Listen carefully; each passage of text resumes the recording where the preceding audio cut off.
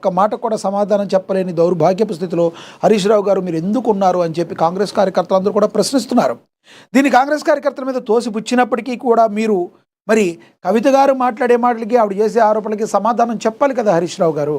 మీరు ఏదో నర్మగర్భంగా మాట్లాడేస్తే సరిపోదు, చూడాలి ఎప్పటికై మాట్లాడతారో కవిత గారు అడిగే ప్రశ్నలకి మీరు సమాధానం ఎప్పుడు చెప్తారో అని తెలంగాణ రాష్ట్ర ప్రజలందరూ కూడా వేచి చూస్తున్నారు. మీరేమంటారు ఫ్రెండ్స్? కింద కమెంట్ బాక్స్లో కమెంట్ అయితే చేయండి. ఇక అదేవిధంగా బీఆర్ఎస్ చావును కేసీఆర్ కళ్ళారా చూడాలి. ఈ మాట ఎందుకు మాట్లాడారు అని మనం అనుకుంటే, మరి నేను చావను బిడ్డ, నువ్వు చచ్చే వరకు నేను చావను, నా చావును కోరుకునే వాళ్ళకి నేను చావను అన్నారు. అయితే నువ్వు చావద్దు బాబు, నువ్వు బతికే ఉండాలి, ఆ బీఆర్ఎస్ చచ్చే వరకు నువ్వు కూడా మరి నువ్వు బతికే ఉండాలని వ్యంగ్యంగా మాట్లాడి ఉండవచ్చు బహుశా. చూద్దాం, ఒకసారి చదువుదాం. ధర్మపురి అరవింద్ సంచలన వ్యాఖ్యలు చేశారు.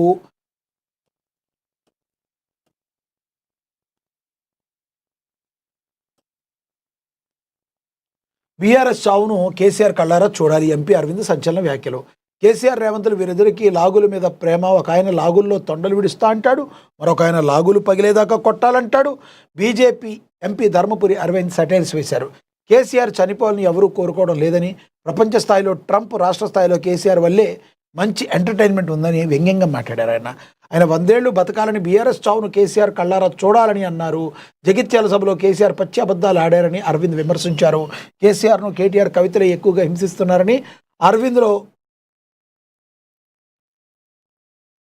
ఆరోపించారు. కవిత కేటీఆర్కు ఫ్లైట్ టికెట్ ఇచ్చి పంపిస్తే కేసీఆర్ దరిద్రంతో పాటు తెలంగాణ దరిద్రం కూడా వదులుతుందంటూ తీవ్ర స్థాయిలో విమర్శలు అయితే ఆయన గుప్పించారు. ధర్మపురి అరవింద్ గారు కొంచెం నోరు పారేసుకుంటారు, మరి చూడాలి మరి కార్యకర్తలు ఎలా తీసుకుంటారు. బీజేపీలో మరి జోష్ నింపడానికి మాట్లాడారా, లేదంటే ఆయన వ్యక్తిత్వ శైలి ఎలా ఉందో తెలియదు, కానీ ఏదైనా కొంచెం ఘాటుగా మరి స్పందించారనే మనం అందరూ కూడా భావించాలి.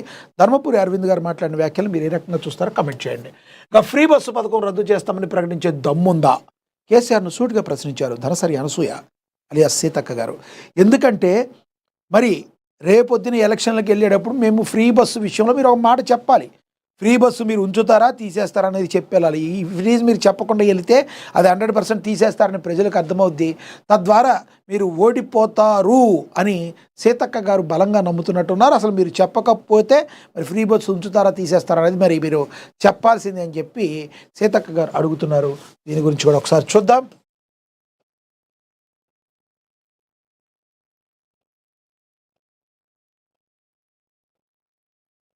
ఇక్కడ చదువుదాం. ఫ్రీ బస్సు పథకాన్ని పనికి మాలినదిగా అభ్యర్థించడం దొరతనానికి నిదర్శనమని వెంటనే ఆ వ్యాఖ్యలను ఉపసంహరించుకోవాలని రాష్ట్ర మహిళా శిశు సంక్షేమ శాఖ మంత్రి సీతక్క డిమాండ్ చేశారు. ఉచిత బస్సు ప్రయాణ పథకంపై మాజీ మంత్రి కేసీఆర్ చేసిన వ్యాఖ్యలను మంత్రి సీతక్క తీవ్రంగా ఖండించారు. ఆయన వ్యాఖ్యలు మహిళా గౌరవాన్ని దెబ్బతీసేగా ఉన్నాయన్నారు.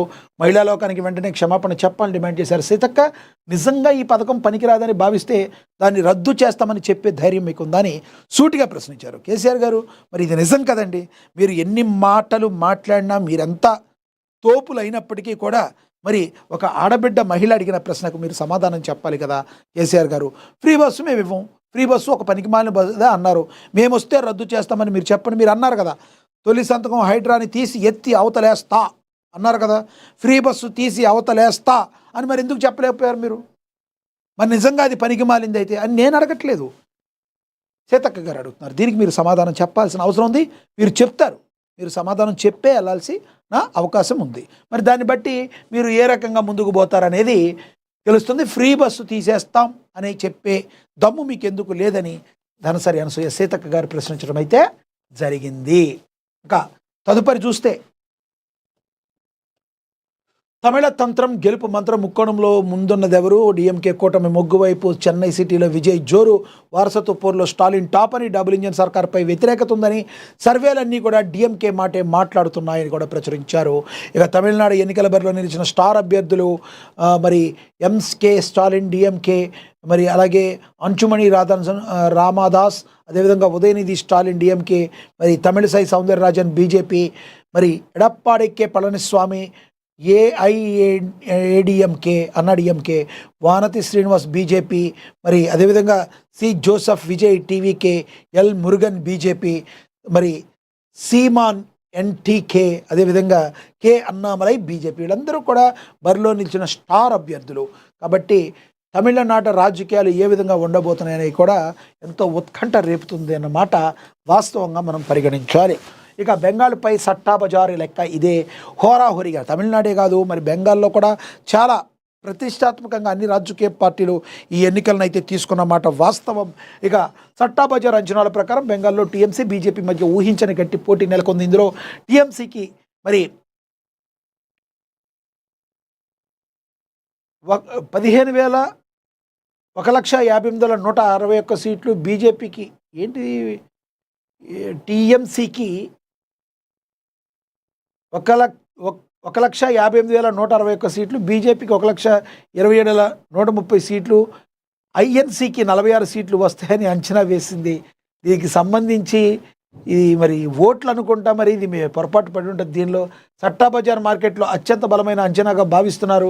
ఈ లెక్కన టీఎంసీ సాధారణ మెజార్టీని దాటుతుంది. కానీ అతి కష్టం మీద అదే సమయంలో రాష్ట్ర బీజేపీ తన చరిత్రలోనే అత్యంత బలమైన ప్రదర్శనను ఇవ్వబోతుంది అని కూడా మరి చెప్పారు. ఇక బెంగాల్పై లెక్క ఈ విధంగా ఉండబోతుంది అని చెప్పి ప్రచురించడం అయితే జరిగింది.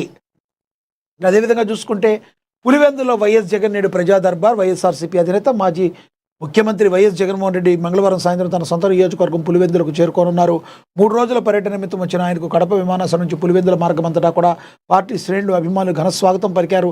సాయంత్రం సుమారు 4 గంటలకు భాకరాపురంలోని తన క్యాంపు కార్యాలయానికి చేరుకున్న జగన్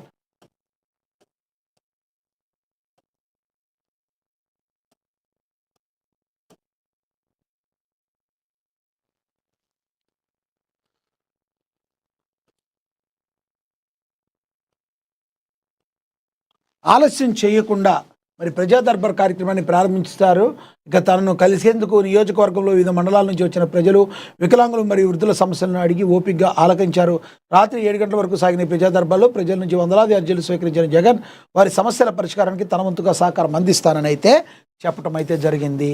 సో తన సొంత నియోజకవర్గానికి మరి జగన్మోహన్ రెడ్డి గారు చాలా రోజుల తర్వాత వెళ్ళడాన్ని మనం ఏ రకంగా చూడాలో, ఏమనుకోవాలో మీరు కూడా చెప్పాలి. ఎందుకంటే మరి పార్టీ అధినేత స్థాయి లాంటి వ్యక్తి ప్రతి నిత్యం కూడా నియోజకవర్గంలో అందుబాటులో ఉండకపోవచ్చు, కానీ అక్కడ ఉన్న సమస్యలన్నీ పరిష్కరించేంత క్యాపబిలిటీ పార్టీ అధ్యక్షుడికి ఉంటుంది. అదే జగన్మోహన్ రెడ్డి గారు చేస్తున్నారు, తప్పేం లేదు.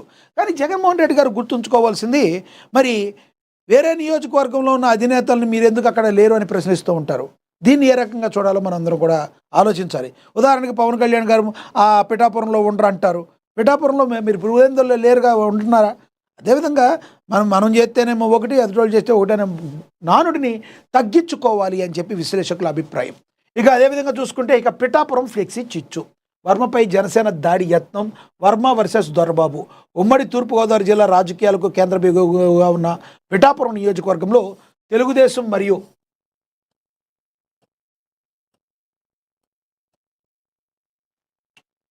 జనసేన శ్రేణుల మధ్య నెలకొన్న అంతర్గత విభేదాలు మంగళవారం మరోసారి వీధిన పడ్డాయి. అధికారిక కార్యక్రమంలో ప్రోటోకాల్ వివాదం కాస్త వ్యక్తిగత దూషణలకు, పరస్పర విమర్శలకు దారితీసింది. నియోజకవర్గంలో హైటెన్షన్ వాతావరణాన్ని సృష్టించింది. పిఠాపురం ఏరియా డెవలప్మెంట్ అథారిటీ కార్యాలయం వేదికగా జరిగిన ఒక ప్రభుత్వ కార్యక్రమంలో ముఖ్యమంత్రి చంద్రబాబు నాయుడు ఫోటో లేకపోవడం వివాదానికి ప్రధాన కారణమైంది. ఈ కార్యక్రమంలో మాజీ ఎమ్మెల్యే, టీడీపీ రాష్ట్ర ఉపాధ్యక్షుడు ఎస్ఎస్ వర్మ మరియు జనసేన నేత పెండెం దొరబాబు మధ్య జరిగిన వాగ్వాదం ఇప్పుడు రాష్ట్ర వ్యాప్తంగా రాజకీయ చర్చకు దారితీసింది. వివరాల్లోకి వెళ్తే మంగళవారం పిఏడిఏ కార్యాలయ ప్రాంగణంలో పీఎం అనుసూచిత జాతి అభ్యుదయ యోజన కార్యక్రమాన్ని నిర్వహించారు. అయితే